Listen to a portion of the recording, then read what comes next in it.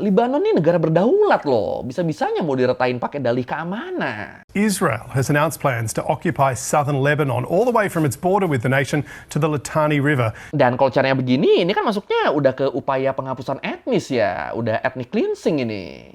Gue nggak tahu, tapi kayaknya ini nih di kita nih kurang rame ya. Ya mungkin ketutup sama isu-isu dalam negeri kita yang nggak kalah kampret. Jadi sekarang tuh ada satu titik konflik selain Palestina sama Iran yang mulai banyak menyita perhatian dunia.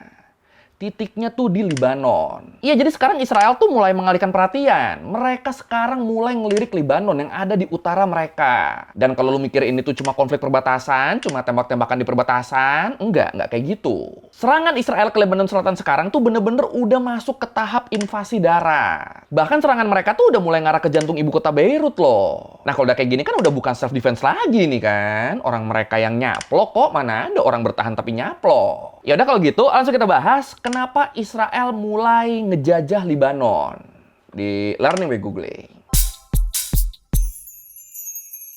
Kalau kita ngomongin serangan Israel ke Libanon, sebenarnya ini tuh bukan hal baru ya. Wilayah Lebanon Selatan tuh emang udah lama banget kan jadi titik konflik antara Libanon sama Israel. Apalagi wilayah selatan Libanon ini sendiri tuh emang dikenal sebagai tempat tinggalnya komunitas Syiah Libanon. Termasuk di sini kelompok Hizbullah yang merupakan kelompok proksinya Iran. Nah, kalau berdasarkan informasi yang dihimpun sama AP News disebut, konflik Israel-Libanon belakangan ini memanas lagi setelah tewasnya pemimpin tertinggi Iran.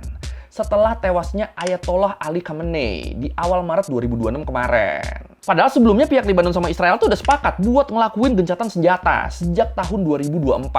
Tapi terus kalau menurut klaimnya Hizbullah, selama gencatan senjata itu, pihak Israel tuh sering banget tuh ngelanggar perjanjian damai. Dan puncaknya, pas tahu Supreme Leader Iran tewas, kelompok Hizbullah di Lebanon yang emang dibackingin penuh sama Iran, mereka langsung respon tuh. Mereka ngeluncurin ribuan roket dan drone ke wilayah Israel Utara, yang akhirnya ngebikin kesepakatan gencatan senjata yang dari tahun 2024 itu berakhir. Serang-serangan lagi deh tuh mereka tuh. Nah, dapat serangan bertubi-tubi dari utara gini, Israel ngebales. Mereka langsung ngerespon dengan operasi militer unilateral, operasi militer sepihak yang masif banget. Kalau menurut laporan dari Al Jazeera, Israel tuh ngeluncurin invasi darat lintas perbatasan ke Libanon Selatan. Dan mereka juga memperluas serangan udaranya sampai ke Beirut, sampai ke ibu kotanya Libanon. Khususnya di sini ke wilayah Dahyeh, wilayah pinggiran selatan Beirut yang jadi tempat komunitas Syiah di sana. Dan akhirnya lewat operasi militer masif ini, pasukan Israel tuh sampai berhasil ngerebut titik-titik strategis penting di Libanon. Masih menurut laporannya Al Jazeera, militer Israel tuh bahkan mereka tuh berhasil menduduki Kastil Beaufort loh. Kastil apa tuh? Jadi Kastil Beaufort ini tuh adalah cagar budaya penting. Sebuah benteng peninggalan perang salib dari abad ke-12. Dan mantapnya lagi, kastil ini tuh posisinya tuh emang strategis banget. Ada di atas bukit setinggi 700 meter dan ngadep langsung ke sungai Litani. Jadi ya nggak cuma berhasil ngambil pos strategis, Israel juga berhasil ngerebut warisan budaya penting punyanya Libanon.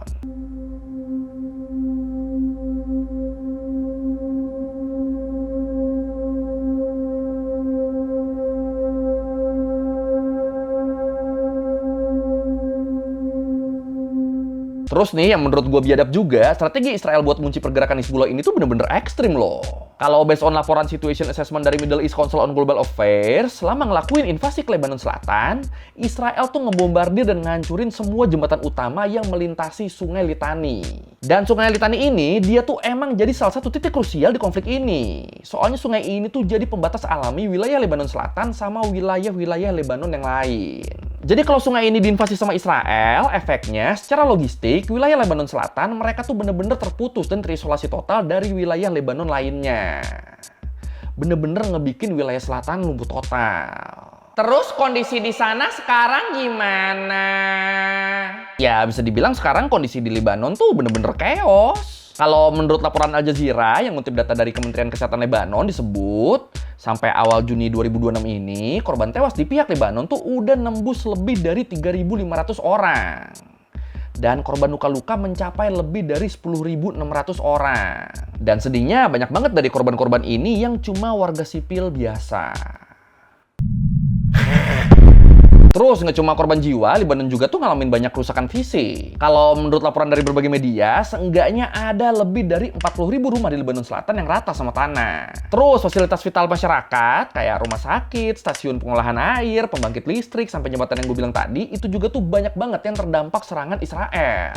Dan gara-gara hancurnya pemukiman dan fasilitas vital ini diperkirakan ada lebih dari 1,2 juta warga Lebanon atau sekitar 1/6 dari total populasi Lebanon yang terpaksa ninggalin rumahnya dan jadi pengungsi. Terus lebih mirisnya lagi nih, saking banyaknya orang yang ngungsi, akhirnya cuma 20%-an dari semua pengungsi ini yang dapat tempat perlindungan resmi dari negara. Sisanya ya udah pada luntang-lantung udah nyari tempat aman. Terus nih, nggak cuma masyarakat dan pemukiman, kalau menurut laporan Al Jazeera, banyak juga situs-situs bersejarah dan cagar budaya dunia di Lebanon yang ikut terdampak. Selain Kastil Beaufort tadi, ada juga situs kota kuno Tyre, kuil kuno Baalbek, dan banyak situs bersejarah lainnya yang kena imbas pengeboman yang dilakuin Israel ke Lebanon. Sementara dari kubu seberang, dari pihak Israel, berdasarkan rangkuman data dari berbagai laporan media internasional disebut seenggaknya puluhan tentara Israel tewas dalam pertempuran darat di Lebanon Selatan. Sama ditambah juga ada lebih dari 1.000 tentara yang luka-luka dan ada juga beberapa warga sipil di wilayah Israel Utara yang tewas kena hantaman roket balasannya Hizbullah. The Israeli military has also issued mass evacuation orders, including the entire population south of the Litani River, ordering them to go north. That amounts to around 8% of the country. People have been fleeing in panic, and as you can see, families are sheltering on the streets. Nah, sekarang kita bahas alasannya. Kenapa Israel ngelakuin serangan ke Lebanon? Sampai jatuhnya udah invasi nih. Ya soalnya kalau dilihat-lihat, gue ngerasa ini polanya sama nih kayak yang mereka lakuin ke masyarakat Gaza nih. Desa-desa dibumi hanguskan, fasilitas vital dihancurin, sampai pengusiran paksa ke warga sipil di sana. Sama kan ini kan? Nah, tapi terus kalau klaimnya Israel sih, mereka jelas beralasan serangan ke Lebanon Selatan ini adalah tindakan defensif. Jadi, di depan komunitas internasional, Israel tuh ngebangun narasi kalau operasi ini murni buat ngembaliin keamanan warga mereka di Israel Utara. Kalau menurut laporan dari Reuters, Israel tuh berdalih dengan bilang kalau mereka pengen mukul mundur pasukan Hizbullah sampai ke utara Sungai Litani. Sekitar 30 km dari perbatasan Israel Utara dan Lebanon Selatan. Ini kebayangkan yang petanya ya. Nih, sambil kita lihat lagi deh. Jadi, di bawah tuh itu Israel Utara. Di atasnya tuh Lebanon Selatan. Terus ada Sungai Litani tuh. Nah, si Israel tuh pengen mukul mundur pasukan Hizbullah yang ada di Lebanon Selatan sampai melintasi, sampai menyeberangi Sungai Litani. Dengan alasan demi mempertahankan diri. Ya, mempertahankan diri apa coba sampai mukul mundur musuhnya 30 meter ke wilayah si musuhnya sendiri? Kan sakit ini. Dan buat membenarkan kelakuan mereka ini, Israel make dalih resolusi Dewan Keamanan PBB 1701 tahun 2006. Dan ya, resolusi ini tuh emang mengharuskan area selatan Litani bersih dari milisi bersenjata. Tapi terus di sini Israel nih nganggep kalau pemerintah Lebanon sama PBB mereka gagal nerapin itu. Makanya akhirnya Israel nganggep kalau mereka tuh sekarang tuh lagi turun tangan sendiri buat mewujudkan resolusi itu. Bacotnya gitu tuh. Tapi kan sebenarnya nggak cuma Hizbullah yang melanggar resolusi ini. Soalnya di dokumen ini pihak Israel juga mereka tuh dilarang masuk ke teritori Lebanon. Baik darat maupun udara. Tapi kenyataannya mereka berulang kali kan tuh nerobos wilayah Lebanon. Ya emang susah ya kalau tukang playing victim ya.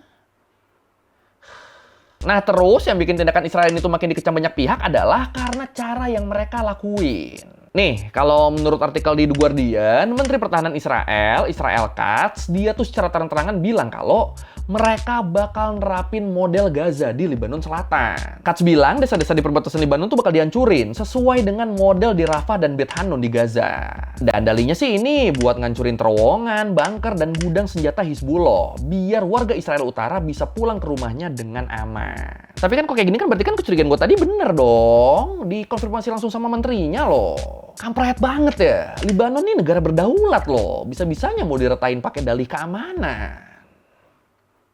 Sakit. The pattern is part of what is being called the Gazification of Lebanon, Israel using actions normalized by the Gaza genocide. Gazification extends to the ceasefire too. The yellow line, first introduced in Gaza, has now swallowed 60% of the territory. In Lebanon, the yellow line now includes nearly a fifth of the country.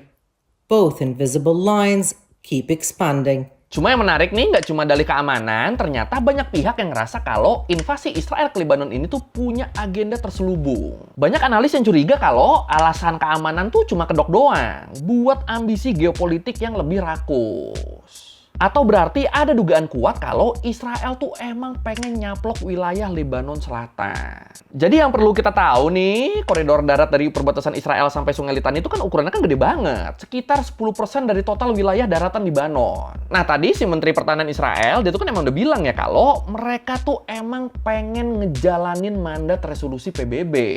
Dan buat ngewujudin ini, Israel tuh berencana ngejadiin wilayah ini, wilayah Lebanon Selatan, sebagai buffer zone, sebagai zona penyangga tanpa batas waktu yang jelas. Dan sebenarnya kalau sampai situ doang tuh niatnya tuh oke loh. Tapi terus yang kampret nih, yang namanya buffer zone kan harusnya kan netral dong. Harus disterilkan dari aktivitas militer pihak-pihak yang berseteru. Israel, mereka malah naruh pasukan dan pos militer di sana. Alasannya soalnya Israel ngerasa PBB dan pemerintah Lebanon selama ini udah gagal menjalankan resolusi itu.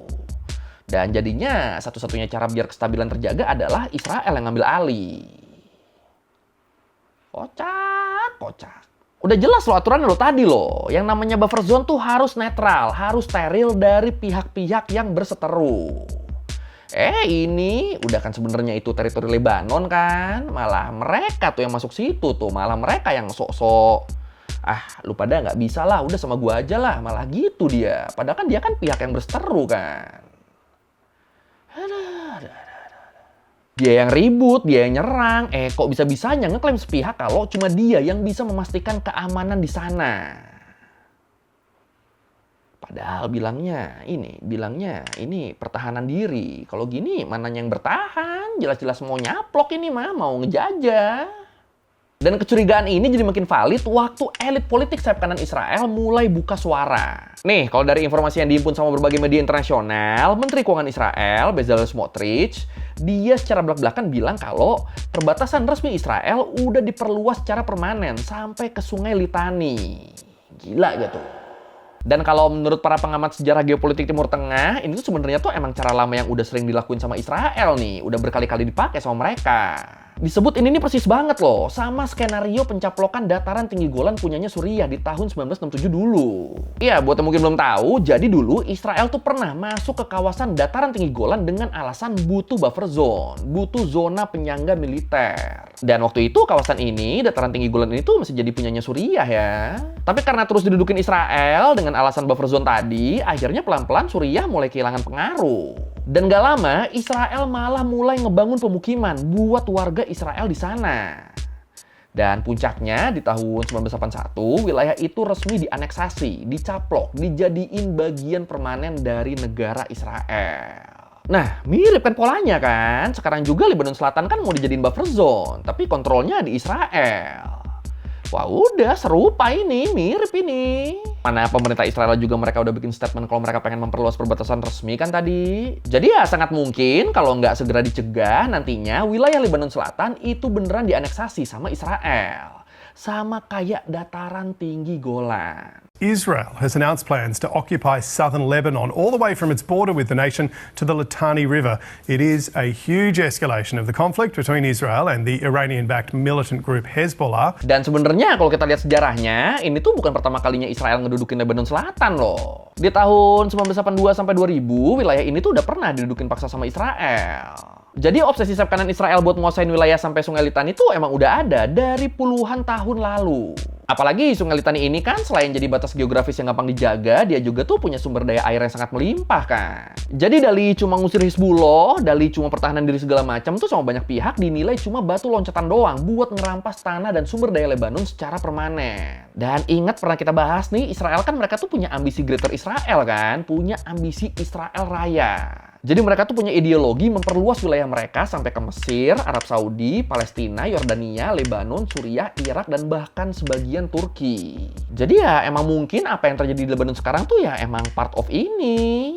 Ya kalau mungkin lu pengen tahu lebih detail tentang Greater Israel ini, lu bisa tonton di video yang ini. Mama marketing. Dan sebenarnya yang bikin masalah ini makin parah, upaya invasi Israel ke Lebanon Selatan ini tuh ternyata ngakibatin efek domino loh. Efeknya nggak cuma ke Lebanon, tapi juga ke kawasan Timur Tengah lain, dan bahkan sampai dunia. Nih, efek yang pertama soal krisis kemanusiaan dan pengusiran massal. Ya, kayak yang udah kita bahas tadi, invasi Israel ini kan memicu gelombang pengungsian terbesar dalam sejarah modern Lebanon kan. Lebih dari 1 juta warga dipaksa ninggalin rumah mereka buat ngungsi ke utara. Dan mayoritas mereka yang jadi pengungsi ini adalah kelompok Syiah yang emang mendominasi wilayah selatan. Nah, yang jadi masalah, ngelihat Israel pakai model Gaza buat ngeratain pemukiman di Lebanon Selatan, banyak lembaga HAM yang khawatir Israel bakal ngelarang para pengungsi ini, para penduduk Lebanon Selatan yang asli, buat balik lagi ke tanah mereka selamanya. Dan kalau caranya begini, ini kan masuknya udah ke upaya penghapusan etnis ya, udah ethnic cleansing ini. Dan pengusiran paksa ini kemudian ngebikin adanya ancaman kedua, perang saudara domestik. Kok jadi perang saudara? Soalnya kalau based on analysis dari Middle East Council on Global Affairs disebut, jutaan pengungsi Syiah yang masuk ke wilayah mayoritas Kristen, Sunni, dan Druze ini berpotensi memicu paranoia dan ketegangan horizontal. Warga lokal bakal ketakutan setengah mati buat nampung pengungsi. Soalnya mereka takut kampung mereka bakal dituduh nyembunyiin orang Hizbullah. Soalnya mereka takut nantinya kampung mereka dituduh nyembunyiin orang Hizbullah, terus endingnya malah ikutan dibom deh sama Israel. Belum lagi kalau sampai ada konflik antar kelompok, bisa-bisa muncul isu sektarian tuh, malah jadi ribut gara-gara etnis, agama, aliran, dan sebagainya. Makanya gara-gara ini pemerintah Lebanon sekarang mereka tuh posisinya tuh kayak apa ya? Ya kayak bener-bener kejepit lah. Di satu sisi, kalau mereka nekan atau maksa ngelucutin senjata Hizbullah, bisa-bisa pecah perang saudara di Lebanon, kayak yang terjadi di tahun 1975 sampai 1990. Tapi terus kalau mereka diem aja, Israel kan jadi bisa punya dalih buat nyaplok wilayah Lebanon lebih banyak lagi dengan alasan membalas Hizbullah. Jadi ya emang pusing nih jadi presiden Lebanon sekarang. The face of war. More than 1 million people in Lebanon forced to move because of Israel's attacks and occupation of territory in the south of the country. Those who can't find shelter are in the streets. Terus yang ketiga, invasi Israel ke Lebanon ini berpotensi bikin ketegangan di Timur Tengah makin panas.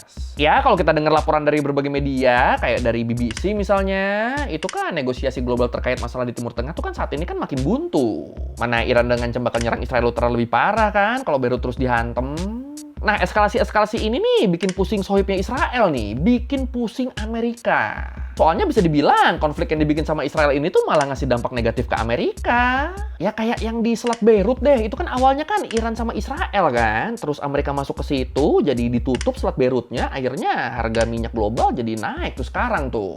Nah, gara-gara eskalasi-eskalasi ini, hubungan Amerika sama Israel tuh sampai dikabarkan retak loh. Nih, kalau menurut laporan Axios yang dikutip Al Jazeera, dan udah dikonfirmasi juga sama Trump, dia ngaku dia tuh sampai ngamuk-ngamuk nelpon Netanyahu. Trump ngerasa gara-gara keputusan Netanyahu di Timur Tengah, kepentingan Trump dan Amerika jadi terganggu tuh di sana tuh. Dan yang edan nih, yang mantep nih, Trump tuh sampai ngatain Netanyahu pakai kata-kata kasar loh. Dia bilang, "Dasar bajingan gila lu. Kalau bukan gara-gara gue, lu udah masuk penjara, Net. Sekarang semua orang benci sama lu. Semua orang benci Israel gara-gara ini." Ya, buat Trump kan sebenarnya kan mau Israel perang kek, ngejajah negara orang kek, dia bodo amat kan. Asal harga bensin di negaranya nggak ikutan naik. Nah, kalau sampai ngefek ke negaranya gini, ya udah kayak gini nih, marah lah dia. You had a phone call with Bibi Netanyahu, the Prime Minister of Israel, in which you were angry with him. You said, "Are you effing crazy? What are you effing doing? I helped you stay out of jail." Is that true? Did you speak to him in those terms? I did. I wouldn't say angry. I was a little bit perturbed at his constantly fighting with Lebanon. You know, at some point I said, "Bibi, we gotta stop this." Dan update-nya sih, pas gue bikin video ini nih, ada berita naik yang nyebut, abis diomelin Trump, akhirnya Israel sama Lebanon mereka sepakat buat gencatan senjata sejak tanggal 3 Juni 2026. Wilayah yang rencananya mau dijadiin buffer zone tadi, akhirnya dijadiin pilot zone doang, dijadiin zona percontohan yang dipegang sama angkatan bersenjata Lebanon. Ya, semoga gencatan senjatanya bisa bertahan lama ya, dan warga yang terusir akhirnya bisa pulang. Amin, amin, amin. Tapi kalau menurut tuh gimana nih? Apakah Israel beneran cuma pengen bertahan dan melemahkan pengaruh Hizbullah? Atau emang mereka pengen nyaplok wilayahnya Lebanon demi mewujudkan ambisi Israel rayanya mereka? Yang mana nih? Silakan komen. Tambahan dikit, kampret sumpah ini. Jadi beberapa jam abis gencatan senjata yang ditengahi sama Amrit tadi disepakati, cuma beberapa jam setelahnya, Israel langsung nyerang Libanon lagi. Emosi, ya Allah. In Lebanon, Israel's Air Force has hit targets in southern Lebanon just 2 days after the countries agreed to renew their ceasefire deal. These attacks mark Israel's deepest incursion into Lebanon since the start of the war with Iran. Oke, sekian learning baguling kali ini tentang invasi Israel ke Libanon. Yang bahkan sama beberapa media disebutnya disebutnya udah Israel mulai menjajah Libanon. Ya, kalau ada gue udah salah, atau mau nanya, atau video, tulis di komen, tulis juga biasa. Sekali lagi, jangan lupa like, comment, subscribe. Bye.